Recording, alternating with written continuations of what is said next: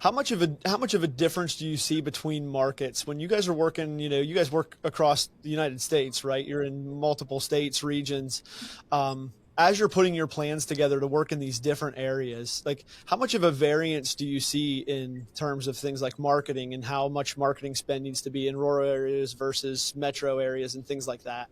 It is really hard to make any sort of sweeping generality, whether about urban versus suburban versus rural versus southeast versus northeast. Like every sort of town, every corner is so different, and we just see that over and over again.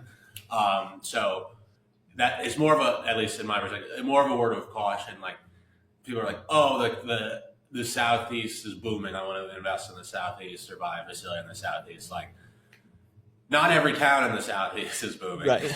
uh, so are you buying in a facility that actually is showing population growth and so on? And if it is showing population growth, what are there, self-storage facilities under development that you aren't aware of, right? That are gonna that industry might grow faster than the population.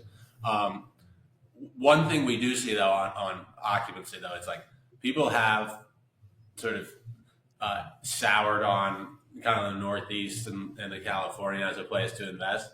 Um, because of some like zoning restrictions and otherwise, those facilities always have higher occupancy because there's just less supply. Right. So when owners are buying facilities, one of the things we say is like really find out the occupancy of the surrounding facilities. Like if you're buying in a market where every facility is at 50% occupancy, I would, maybe take a step back and at least pause and think about it.